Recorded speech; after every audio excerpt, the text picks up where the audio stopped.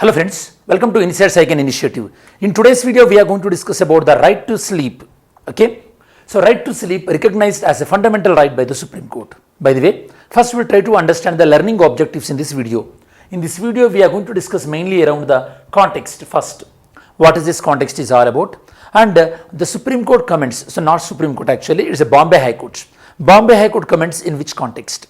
Actually, ED is investigating, Enforcement Directorate is investigating one person at late night and he was having the sleep deprivation.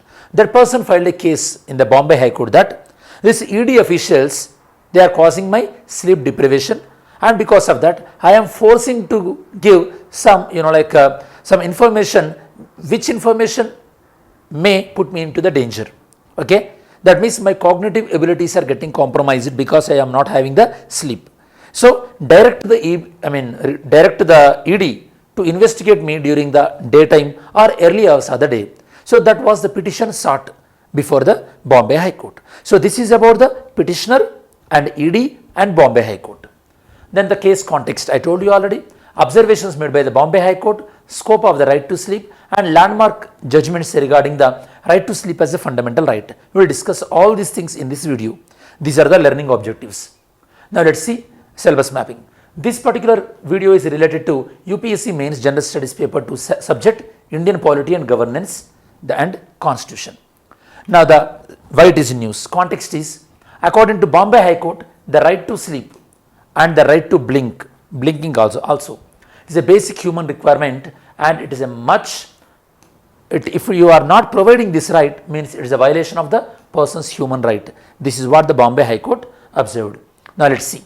So this case is revolving around some of the important stakeholders. Bombay High Court is one stakeholder here, and ED, Enforcement Directorate. So tell me students, this Enforcement Directorate is what type of organization? Constitutional body or statutory body or executive body? What type of organization? Answer me. Okay. So now ED, it is given a direction, Bombay High Court given a direction to ED that is a right to sleep. A right to sleep is one of the fundamental right, and ED cannot take away this fundamental right. Okay.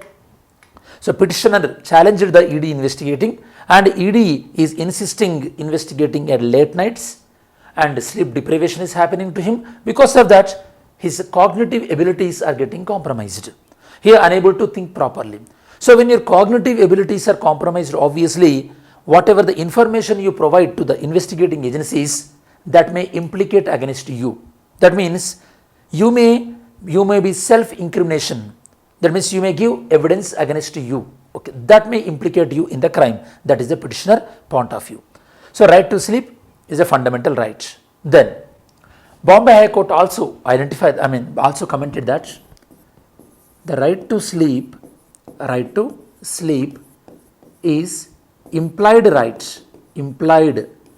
That means there are two types of rights in the Constitution. Okay, explicit right and implicit right.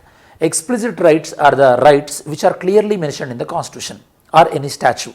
For example, right to life clearly mentioned in the Constitution, but right to privacy implicit. The same way right to sleep. In the same way, right to marriage. These are the interpretation of the Supreme Court, and Supreme Court at various judgment, Supreme Court observed that those rights are implied in the right to life. Okay, in the right to life, that is what. So this is also the implied right. That means you cannot claim this right all the time in all the way. For example, during the afternoon time, in classroom while you are sleeping, you cannot claim that it is your fundamental right and your teacher cannot disturb you. No. And you can't sleep at in the street, and you cannot make a public nuisance. So these are not warranted. Okay. So right to sleep is respected, but it cannot be claimed in absolute way. And in so many classes I told you that of course fundamental rights are not absolute. They are only limited in nature. That means there are certain restrictions put on the fundamental rights. And of course here in this case Bombay High Court also quoted some of the landmark judgments also regarding this right to sleep. And here you have to understand, after right to sleep included as right to life. Right to sleep included in where? Right to life. In Article 21 in Article 21, we can say that fundamental rights jurisdiction is getting large. That means the scope of the fundamental right is getting enhanced. So many rights are covering under fundamental rights. So nowadays, fundamental rights scope is getting enhanced, very, very important. That means so many rights are coming into the ambit of the fundamental rights. So we can say that even the judiciary also becoming so sensitive about the people right. Of course, there are some petitions in the Supreme Court that even the right to forget should be included in the fundamental right also. What is your opinion? What is right to forget? Whether the right to forget should be the fundamental right as well. Okay, leave your comments. Now let's see the notes. Bombay High Court made remarks that during the investigation of the 64 years old person, and he challenged that the manner in which ED investigated him in a money laundering case, it is clearly violated his right to sleep, and ED chose very odd timings regarding the investigation. That is what the petitioner claimed, and Bombay High Court also agreed with him. Observations made by the Bombay High Court. Right to sleep comes under Article 21, and the deprivation of person's sleep is amounted to violation of the individual's human right, and it affects individual's physiological, psychological well-being of individual, and importance of holding human dignity and respecting the individual right, including the right to sleep, is one of the fundamental rights. Okay, it is also one of the human rights.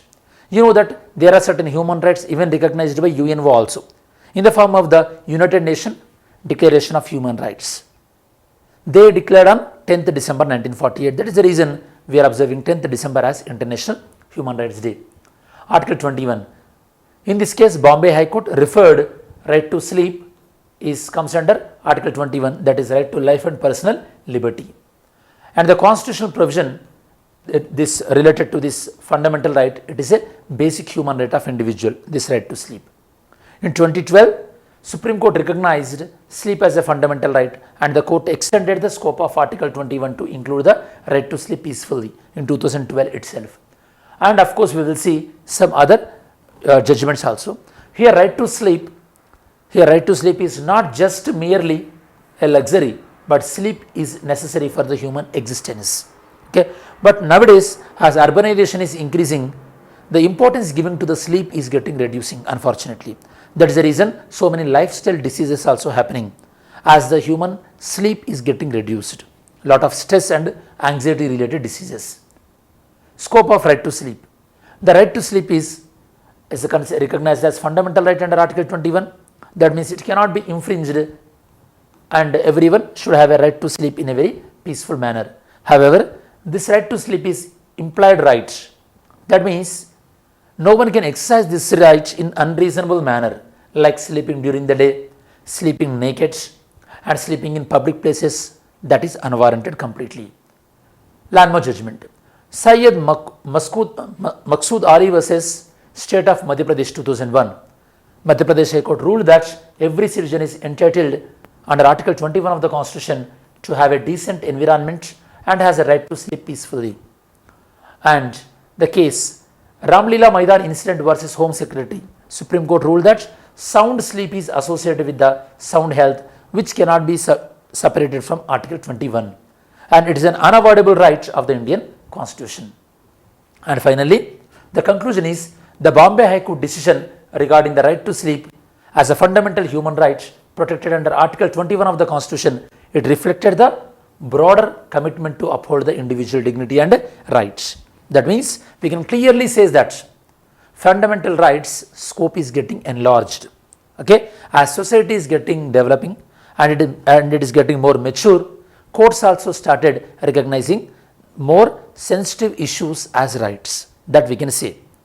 Then yesterday's video question. Yesterday's video question is, which of the following are members of Arctic Council? UK, Denmark, Finland.